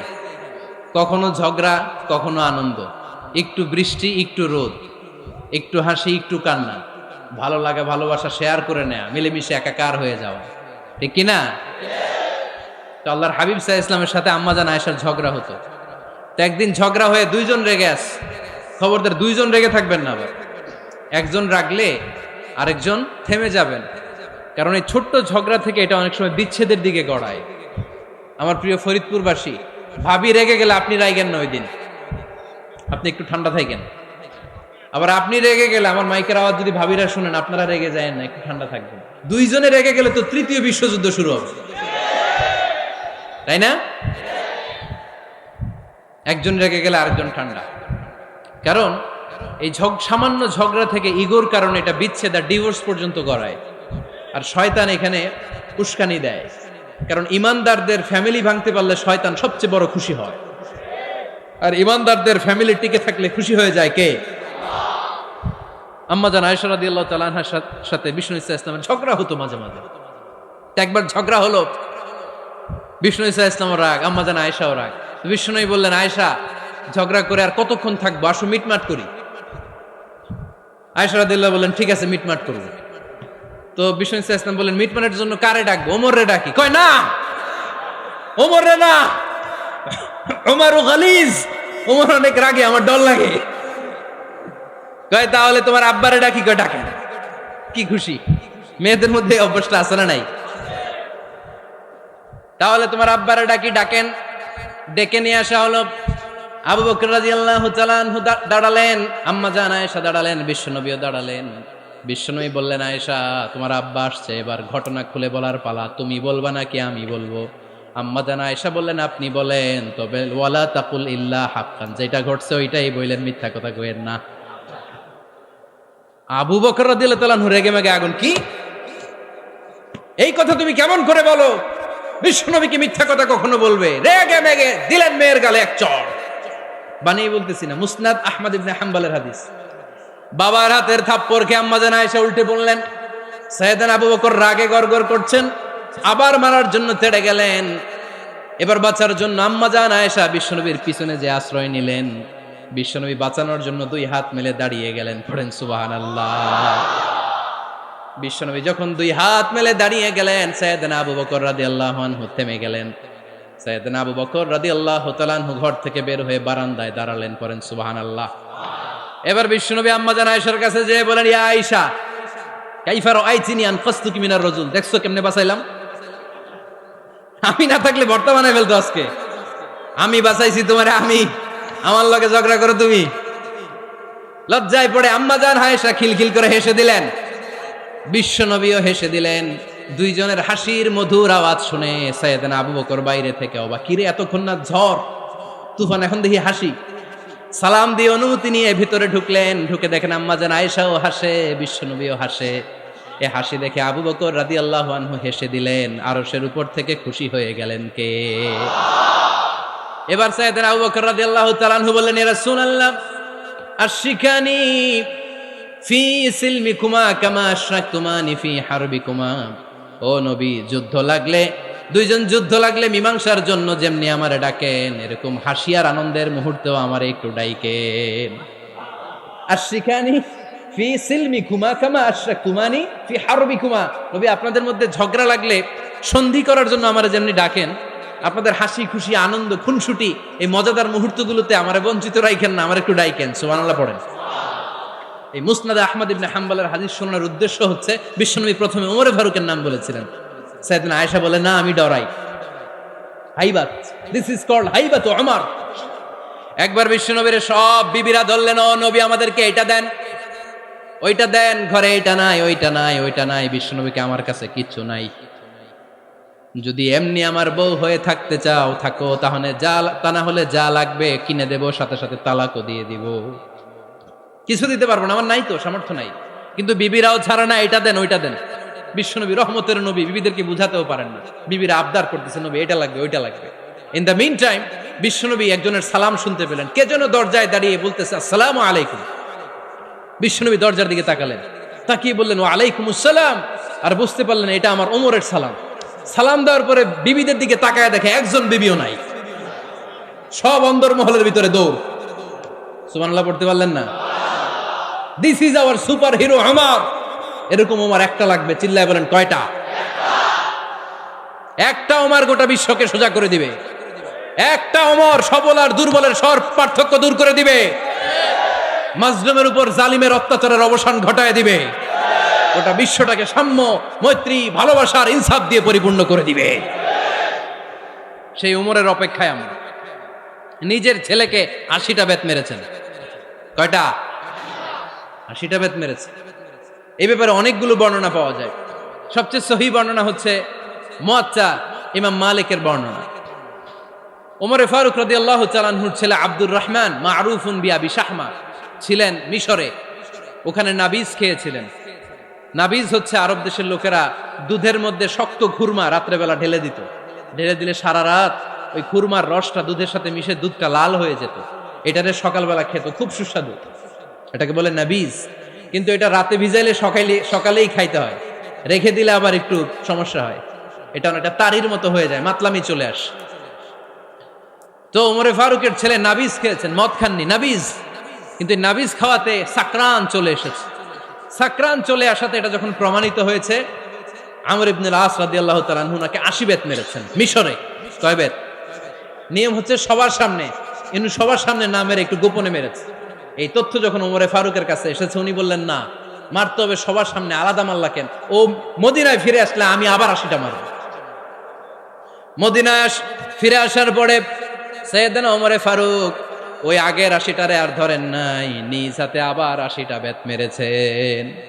এই বেত মারার 1 মাস পরে এই আবু শাহমা ইন্তেকাল করেছে। অনেক ঐতিহাসিক বলে এই বেতের আঘাতে মরেছে, কেউ কেউ বলেছে নিজের রোগের কারণে মরেছে। কিন্তু দিস ইজ দ্য ইনসাফ সিস্টেম অফ ওমর। নিজের ছেলে বলে ছেড়ে দেয় নাই। এখন নিজের ছেলে হইলে 7 খুন মাফ, নেতার ছেলে হইলে 10 খুন মাফ, এলাকার মোড়লের ছেলে হইলে 10 খুন মাফ। নো পার্সিয়ালিটি ইন ইসলাম। ইসলামে পার্সিয়ালিটি নাই। আপনি নেতার ছেলে হন, আপনি বিজনেস ম্যাগনেটের ছেলে হন, আপনি যেই হন না কেন, ইসলামের দৃষ্টিতে সবাই সমান। চিল্লায় বলেন ঠিক কিনা? বানু মখজুমিয়া গোত্রের এক নারী চুরিতে ধরা পড়ল। সাহাবারা বললেন, নবী, মদিনার সবচেয়ে ভ্যারি প্রেস্টিজিয়াস এন্ড ডিগনিফাইড ফ্যামিলির মেয়ে, আপনি হাত কাইটেন না, কারণ ইসলামের নিয়ম চুরি করলে কি কেটে দাও। বিশ্বনবী বললেন, বলো কি, হাত না কাটার জন্য তোমরা আমাকে রেকমেন্ড করছো? এটা আল্লাহর আইন, পৃথিবীর কেউ রেকমেন্ড করলো শোনার ক্ষমতা আমার নাই, কারণ আইনটা দিয়েছে কে? লাউ কানাত ফাতিমাতু বিনতি মুহাম্মাদিন সারাকাত লাকাতা মুহাম্মাদুন ইয়াদাহা। আরে বনু মাকসুমিয়া মেয়ে তো দূরের কথা, আমার কলিজার টুকরা ফাতেমাও যদি আজ চুরিতে ধরা পড়তো, তার হাত কেটে দিতে আমি 1 মিনিটও দেরি করতাম না। দিস ইজ ইসলাম। এই হচ্ছে ওমরে ফারুকের মানাকিব। এরকম ওমরে ফারুক কয়টা লাগবে? আওয়াজ করে বলতে হবে, কয়টা লাগবে? একটা লাগবে। এই সাইয়েদনা ওমরে ফারুক মদিনার প্রথম চিফ জাস্টিস ছিলেন। সর্বপ্রথম উনার পরামর্শে সাইয়েদনা আবু বকর রাদিয়াল্লাহু তাআলা আনহু কোরআনকে সংকলন করেছেন। আমরা এই যে কোরআন পড়ি 30 পারা, এমদাদিয়া লাইব্রেরির 114টা সূরা, কত সুন্দর সন্নিবেশ করা হয়েছে, এখানে সাজানো হয়েছে। আল্লাহর হাবিব সাল্লাল্লাহু আলাইহি ওয়াসাল্লামের সময় কি এরকম কোরআন ছিল নাকি? ছিল না। খেজুর পাতার মধ্যে, গাছের বাকলের মধ্যে, ওটের বড় হাড্ডির মধ্যে আর পাথরের মধ্যে খোদাই করা কোরআন ছিল। সাইয়েদনা আবু বকরের সময় রাদিয়াল্লাহু তাআলা আনহুর সময় যুদ্ধ হলো, 70 জন হাফেজ সাহাবী ইন্তেকাল করলেন। সাইয়েদনা আবু বকর রাদিয়াল্লাহু তাআলা আনহুকে ডেকে ওমরে ফারুক বললেন, ও আবু বকর, এইভাবে হাফেজে কোরআন সাহাবীরা যদি দুনিয়া থেকে বিদায় হয়ে যায়, আল্লাহর কোরআনও তো বিদায় হয়ে যাবে। আমার পরামর্শ হলো, আপনি সব বয়োজ্যেষ্ঠ সাহাবীদেরকে একসাথে করে কোরআনের সব কাগজগুলোকে একসাথে করে একটা নির্ধারিত কপির মধ্যে কোরআনকে সংকলন করে ফেলেন। সাইয়েদনা আবু বকর বললেন, যেটা আমার নবী করে না, এটা আমি কেমনে করি? কিন্তু ওমরে ফারুক নাছরবান্দা বলে না, এটা করলে কোনো খারাপ হবে না, ভালোই হবে। মুসলিম উম্মার জন্য এক জায়গায় কোরআন সন্নিবেশিত থাকবে, আপনি করেন। সাইয়েদনা আবু বকর রাজি হয় না, ওমরে ফারুকও ছাড়ে না। ওমরে ফারুক বলতে বলতে বলতে বলতে এমন ভাবে সাইয়েদনা আবু বকর রাদিয়াল্লাহু তাআলা আনহুকে ধরলেন, সব শেষে সাইয়েদনা আবু বকর ওমরে ফারুকের কথায় কোরআন সংকলনে রাজি হয়ে গেলেন। পড়েন সুবহানাল্লাহ। উনি বললেন, ওমর যখন আমাকে বারবার বুঝাতে লাগলো, আল্লাহ তাআলা আমার হৃদয়টা ওমরের কথা শোনার জন্য খুলে দিলেন। আল্লাহ তাআলা কেমন যেন আমাকে ইলহাম করলেন, আবু বকর করো, এই কাজের মধ্য দিয়ে আমি আমার কোরআনকে গোটা বিশ্বে জীবিত রেখে দেব। This is Omar. এই যে আমরা হিজরি সনের যে আমরা গণনা করি, এই হিজরি সনের প্রবর্তক হচ্ছে সাইয়েদনা ওমরে ফারুক। সাইয়েদনা ওমরে ফারুক এই হিজরি সনের গণনা শুরু করেছেন। সাহাবারা বলল, আমিরুল মুমিনিন, খ্রিস্টানদের ঈসাই সন আছে, আমাদের মুসলমানদের কোনো সন নাই। আমাদের একটা সন থাকলে আমাদের জিজিয়া নিতে, আমাদের যাকাতের টাকা উত্তোলন করতে অনেক সুবিধা হবে। ওমর ফারুক বললেন, তাহলে কোন সালকে হিজরি, কোন সালকে মুসলিম সাল হিসেবে আমরা ঘোষণা দিতে পারি? একজন বলল, আমার নবী যেই সালে জন্মগ্রহণ করেছেন ওই সালে। ওমর ফারুক বললেন, না, আমার নবীর জন্ম আমাদের জন্য খুশির দিন, কিন্তু এটা আমাদের জন্য প্রেরণা নয়, প্রেরণা নবীর কাজে, ঠিক কিনা? আরো কিছু সাহাবারা বলল, তাহলে যেই সালে আমার নবী ইন্তেকাল করেছে ওইটারে প্রথম সাল ধরেন। ওমর ফারুক বললেন, না, যেদিন তিনি ইন্তেকাল করেছেন এটা আমাদের দুঃখের দিন, এটা আমাদের প্রেরণা নয়। আমাদের প্রেরণা হচ্ছে বিশ্বনবীর ত্যাগ, তিতিক্ষা আর কাজের মধ্য দিয়ে। জোরে কোন ঠিক কিনা? ওমর ফারুক বললেন, যেদিন বিশ্বনবী ইসলাম রক্ষায় নিজের মাতৃভূমি ছেড়ে মক্কা থেকে মদিনায় গিয়েছেন, ওই দিনটাকে হিজরি প্রথম দিন ধরে আমরা হিজরি সাল গণনা করে শুরু করে দেব। ওইটাই হচ্ছে হিজরি সন। সেখান থেকে হিজরি সনের প্রবর্তন করেছেন সাইয়েদনা ওমর ফারুক রাদিয়াল্লাহু তাআলা আনহু। এই যে স্টেট গভর্নমেন্ট, এই যে প্রিজন, জেলখানা, ক্যান্টনমেন্ট, সচিবালয়, গণভবন, বঙ্গভবন, মুক্তিযোদ্ধাদের ভাতা, রাষ্ট্রীয় ভাতা, এই সব নিয়ম কানুন সাইয়েদনা ওমর ফারুক তার রাষ্ট্রীয় আমলে তিনি নিজে করেছেন। চিল্লায় পড়েন আল্লাহু আকবার। মুসলমানদের আলাদা কারেন্সি, নিজস্ব মুদ্রা ব্যবস্থা নিজে চালু করেছেন। সৈনিকদের মধ্যে যারা বিবাহিত, প্রতি 6 মাস অন্তর অন্তর 1 মাসের ছুটি কাটাতে তারা ফিরে আসবে, সাইয়েদনা ওমর ফারুক চালু করেছেন। চিল্লায় আওয়াজ করে পড়েন আল্লাহু আকবার। এই যে আমরা 20 রাকাত সালাতুত তারাবি পড়ি রমাদানে, পড়েন না আপনারা? এটা সাইয়েদনা ওমর ফারুক চালু করেছে। সুবহানাল্লাহ পড়তে পারলেন না? কোরআনে মোট 22টা আয়াত আছে যেখানে সাহাবারা ইনডিসিশনে ভুগছিলেন। বিশ্বনবীর মত একটা, ওমর ফারুকের মত আর একটা। এই 22 জায়গায় আল্লাহ তাআলা বিশ্বনবীর মতের পক্ষে আয়াত নাজিল না করে ওমরে ফারুকের মতের পক্ষে করোনার আয়াত নাজিল করেছেন। আওয়াজ করে পড়েন আল্লাহু আকবার। এদিকে উঠলেন কেন আপনারা? যারা উঠছেন আমার দিকে তাকান।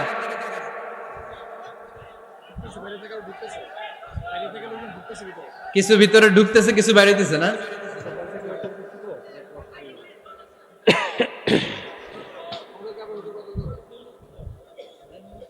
সাইয়েদনা ওমর ফারুক, আমরা সাহাবীদের জীবন চরিত পড়তে চাই না? কত যে অনুপ্রেরণামূলক দৃষ্টান্ত সাইয়েদনা ওমর ফারুক আমাদের জন্য রেখে গিয়েছেন। ওমর ফারুক যখন খলিফা, দিনের বেলায় যদি রাষ্ট্রে কোনো নিয়ম জারি করতেন, দিনের বেলায় জনগণকে কোনো বিষয়ে যদি নিষেধ করতেন, রাত্রে বেলায় খাওয়ার সময় ফ্যামিলি মেম্বারদের সবাইকে বলতেন, এই দিনের বেলা আমি জনগণকে এই কাজ করতে নিষেধ করেছি, তোমরা আমার ফ্যামিলি মেম্বার, খবরদার তোমরা এই কাজ করো না। জনগণ করলে যতটুকু শাস্তি, তোরা করলে পাবি ডবল শাস্তি। সুবহানাল্লাহ কইবেন না? আমাদের নেতারা ওই বাড়ির বিচার করে, ওই বাড়ির মাইয়ার বিচার, ওই বাড়ির পোলার বিচার, নিজের পোলা গাঞ্জা টানে, আছে না নাই? নিজের মেয়ে অপরাধ করে, আছে না নাই? কি নেতা ছিলেন ওমর ফারুক! আগে নিজের ঘর সামলিয়েছেন, আগে নিজেকে সামলিয়েছেন, নিজের ঘর ঠিক করেছেন। বলেছেন জনগণ করলে যত বেদ, তোরা করলে ডবল বেদ।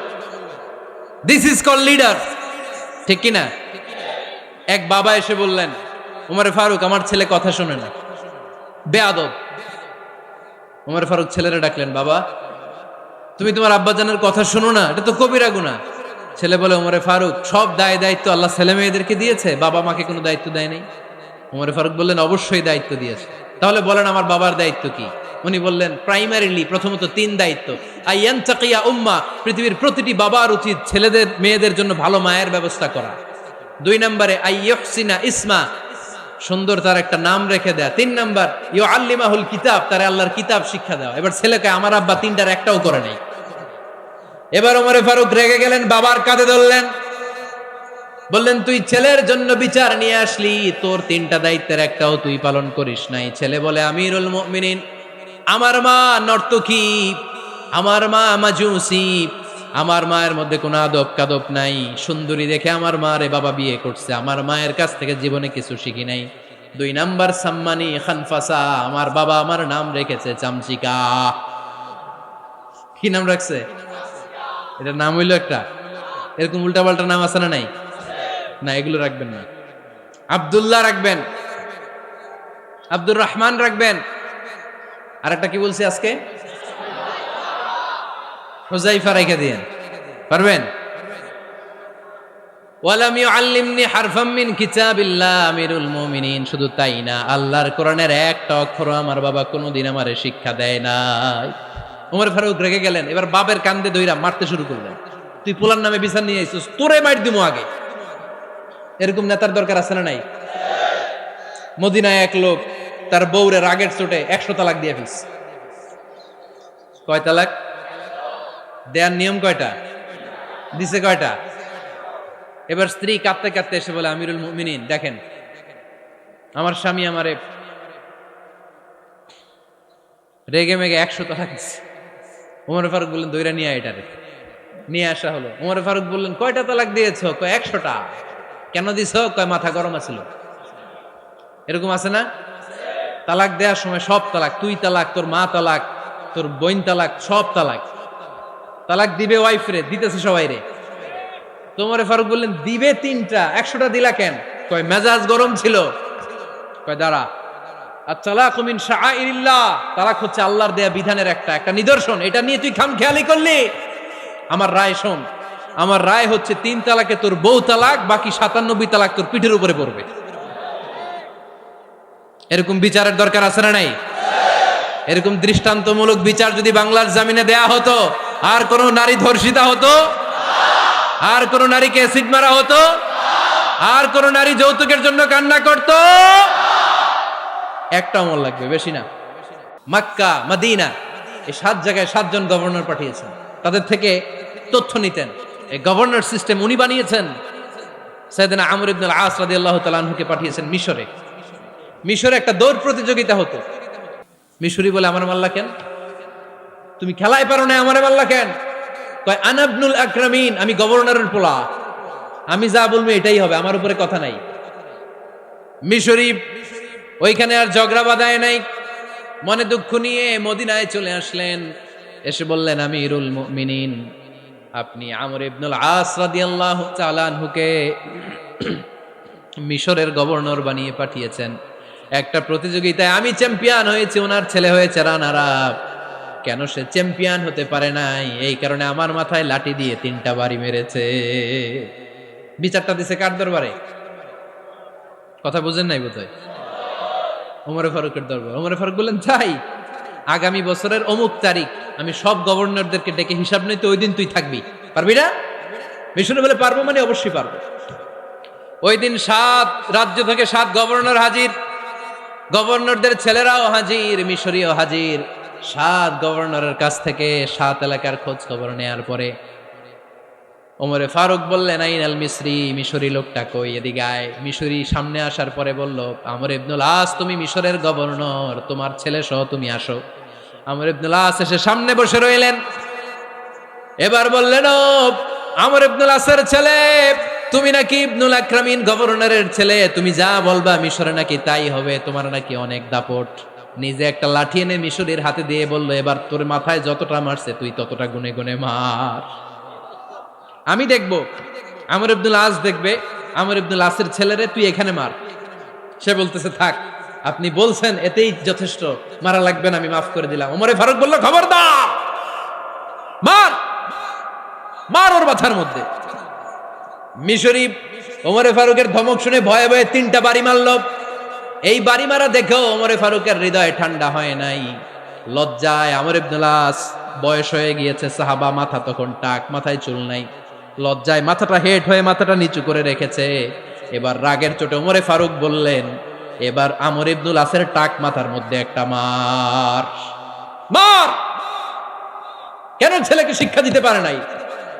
ইয়া আমর ইবনুল আস, মাতা জাআলতুমুন নাস আবিদা, জনগণ তাদেরকে দেখভাল করার জন্য তোমাদেরকে পাঠানো হয়েছে, তাদের উপর কোনো অত্যাচার করার জন্য নয়। চিল্লায় বলেন ঠিক কি না? এরকম নেতা কয়টা লাগবে? কয়টা? ওই নেতার নাম কি? ওমর। হা হুয়া ইয়াতি ওমর। 22 জায়গায় বিশ্বনবী কয় একটা, ওমরে ফারুক বলে আর একটা।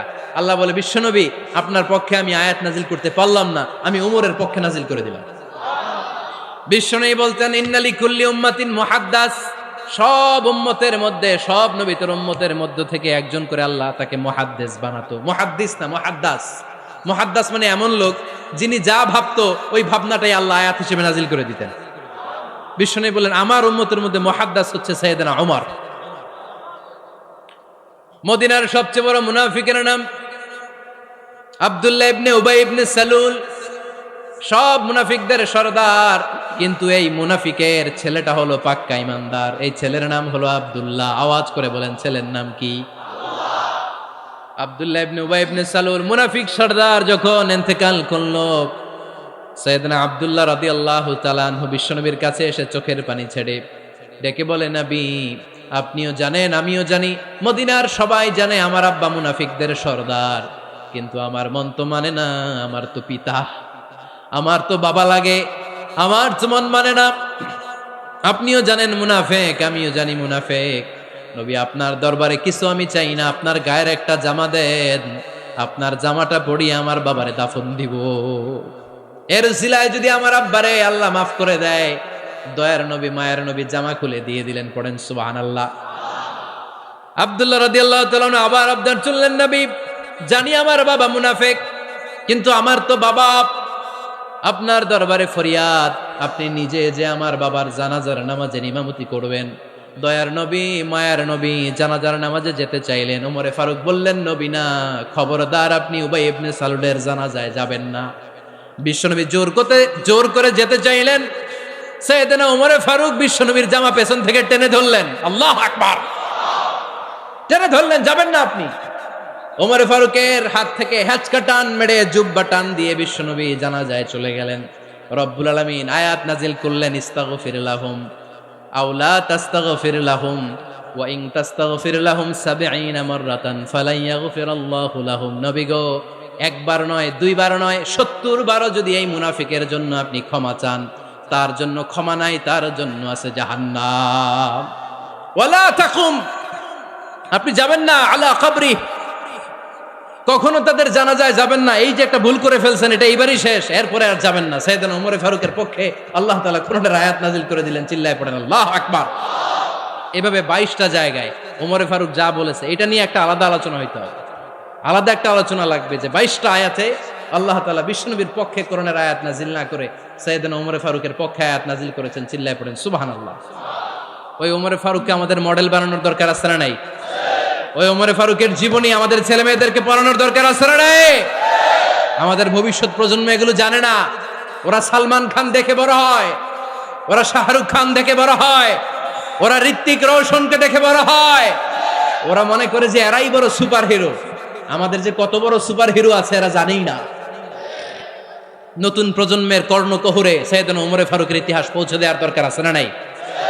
ওমর ফারুকের ইন্তেকালের ঘটনাটা বলেই আমরা মোনাজাতের দিকে যাব। শুনবেন? শুনতে চান? উনি স্বপ্নে দেখলেন একটা লাল মোরগ ওনাকে 3টা ঠোকর মেরেছে। কয়টা? উনি জুমার নামাজে, জিলহজ মাসের শেষ সপ্তাহে জুমার নামাজে বললেন যে একটা লাল মোরগ 3টা ঠোকর মেরেছে।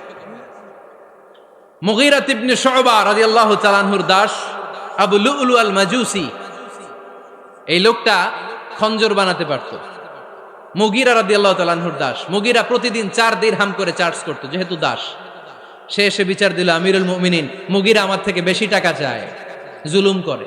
ওমর ফারুক বললেন, তাই? তুমি কি কাজ জানো? বলে, আমি খঞ্জর বানাতে জানি। বাড়ি কই? পারস্য। আরে তুমি খঞ্জর বানাতে জানলে তো 4 দিরহাম অনেক কম, সে তো আরো বেশি টাকা নেওয়া দরকার ছিল তোমার থেকে। আবু লুলুর এই কথা পছন্দ হয় নাই। সে কয়, ওমর তুমি সবারে দয়া দেখাও আর আমার ক্ষেত্রে কঠিন নিয়ম বানাইলা, দাঁড়াও এই নিয়ম তোমারে আমি দেখাবো। এই রাগে সে বাড়িতে যে একটা খঞ্জর বানালো। কি বানালো? খঞ্জর চিনেন? ছোট্ট ছুরি। কিছুদিন আগে ওমানের সুলতান কাবুস ইন্তেকাল করেছে, জানেন আপনারা? ওনার এই কোমরের মধ্যে খঞ্জর থাকতো, ছবিতে দেখছেন? আরব শায়েখ যারা সুলতান আমির, কোমরে কি থাকে? ছোরা থাকে, খঞ্জর। সে বাসায় যে একটা খঞ্জর বানালো, যেই খঞ্জরের 2 মাথা, লাহু রাসান ওয়া মাকবাদাতুহু ফি ওয়াসাতি, আর ধরার হ্যান্ডেলটা মাঝখানে, এদিকেও ছুরি এদিকেও ছুরি, যাতে এইভাবে এইভাবে মারা যায়। সে ধার দিতে লাগলো আর বলল, ওমর দাঁড়াও তোমারে আমি দেখাবো। ওমর ফারুক মসজিদে নববীর ইমাম, ফজরের নামাজের সময় এ আবু লুলু আল মাজুসি বুরনুস পরে, চাদর পরে, লুকিয়ে লুকিয়ে, সে অগ্নি উপাসক, মুমিন নয়। ওমর ফারুককে অ্যাটাক করার জন্য গেলেন মসজিদে নববীতে। ওয়াকানু ইউসাল্লুনা বিগালাস, তখন ওনারা অন্ধকারে নামাজ পড়তেন। নামাজের সময় যখন হলো, লুকিয়ে লুকিয়ে প্রথম কাতারে ওমর ফারুকের পিছনে মুয়াজ্জিনের পাশেই দাঁড়ালো, হাতে খঞ্জর। একামত হলো, ওমর ফারুক সালাত শুরু করলেন, ফজরের সালাত, আল্লাহু আকবার। নামাজ শুরু করলেন, সূরা ফাতিহা বললেন। আরেকটা সূরা যখন পড়তে যাবেন, in the meantime Abu Lulu এই খঞ্জর নিয়ে ওমর ফারুকের বুকের মধ্যে 3টা স্টেবিং করলেন। একটা মারলেন নাভির নিচে, মারার সাথে সাথে পাকস্থলী কেটে গেল। আরেকটা মারলেন পাজরে, পাজর ছিঁড়ে গেল। 3টা মারার পরে ওমর ফারুক বললেন, কাতালানি আল কালব, এক কুকুর আমাকে মেরে ফেলেছে। পেছন থেকে এক সাহাবীকে টান মেরে সামনের দিকে নিয়ে গেলেন, তুমি নামাজের ইমামতি করাও। আর ওমর ফারুককে বাকিরা ধরাধরি করে পেছনে নিতে আরম্ভ করলেন। আর এই আত্মাই আক্রমণ যে করেছে, সে কাতারের মাঝখান দিয়ে যেতে আরম্ভ করলো আর 2 দিকে ছুরি মারতে আরম্ভ করলো। 13 জন সাহাবীর গায়ে ছুরি মেরেছে, 7 জন সাহাবা স্পট ডেথ, জায়গায় মৃত্যু। এই ভয়ঙ্কর অবস্থা দেখে এক সাহাবী বুরনুস, এক ধরনের জুব্বা আছে মাথাওয়ালা, অনেকে জ্যাকেট পরছেন না এরকম মাথাওয়ালা, লম্বা জুব্বা আছে, আরবরা শীতে পরে মাথাওয়ালা। এই মাথাওয়ালা জুব্বা বের করে এক সাহাবী জালের মতো তার দিকে উড়ায় মারল। ওই বুরনুসের মধ্যে পেঁচিয়ে আবু লুলু মাটিতে পড়ে গেল আর সুইসাইড করে ফেলল, নিজের বুকে নিজে মেরে আত্মহত্যা। যেই সাহাবীকে ইমামতির জন্য দাঁড় করালেন, উনি ছোট্ট সূরা দিয়ে প্রথম রাকাতে সূরা আল কাউসার, দ্বিতীয় রাকাতে সূরাতুল ইখলাস দিয়ে নামাজ শেষ। ওমর ফারুক বেহুশ। ওমর ফারুক কি? হ্যাঁ, বেহুশ। সবাই কান্নাকাটি করতেছে, সবাই দেখতে গেলেন, এখন হুঁশ ফিরে না।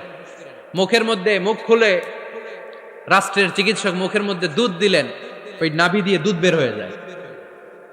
পাকস্থলী কেটে ওখান দিয়ে দুধ বের হয়ে যাচ্ছে। তারা বললো ওনারে বাঁচানো সম্ভব না, দেখেন হুঁশ ফিরে কিনা। হুঁশ ফিরলে ওনার পরে কে আমির হবে, উনি যেন প্যানেল ঠিক করে দিয়ে যায়। সবাই তাকিয়েছে ওমরে ফারুকের চোখের দিকে। আল্লাহর মেহেরবানিতে ঘন্টা খানিক পরে উনি চোখ খুললেন। চোখ খোলার পরেই বলেন নাই, ও মা আমি মরে যাই। চোখ খোলার পরে উনি বলেন নাই, কে মারলো আমারে। চোখ খোলার পরে উনি বলেন নাই, আমার পরে নেতা কে হবে। চোখ খোলার পরে সর্বপ্রথম কথাটি ছিল, আসল্লান নাস, আমার নেতৃত্বে যে ফজরের নামাজটা শুরু হয়েছিল এটাকে ঠিকমতো তোরা পড়েছিলি? আমার নেতৃত্বে যে ফজরের জামাত শুরু হয়েছিল সেটা ঠিকঠাক মতো সমাপ্ত হয়েছিল কিনা আগে বল। আসল্লান নাস, নামাজটা হয়েছে কিনা বল। সুবহানাল্লাহ কইতে পারলেন না? This is Omar, hour super hero.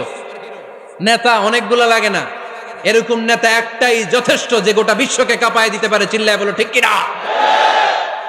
আমরা চাই আমাদের ছেলেগুলো ওমরে ফারুকের মতো বড় হোক।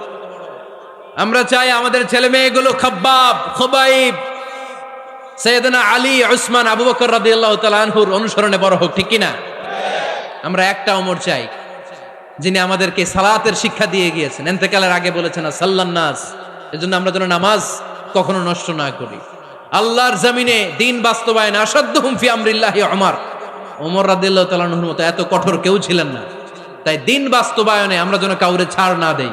সবার আগে আল্লাহর দিন, সবার আগে আল্লাহর কোরআন, সবার আগে আমার ইসলাম, ঠিক কিনা। চাইলেই কেউ এদেশ থেকে ইসলামরে মিটাই দিতে পারবে না। যে দেশে আল্লাহু আকবার ধ্বনির সাথে সাথে সূর্য উঠে যায়, আল্লাহু আকবার ধ্বনির সাথে সাথে সূর্য ডুবে যায়, সে দেশে আর কিছু থাকবে না থাক আমার ইসলাম থাকবেই, আর কিছু থাকবে না থাক আমার কোরআন থাকবেই। সে ইসলামের সাথে থাকতে রাজি আছেন তো? কোরআনের সাথে থাকতে রাজি আছেন তো?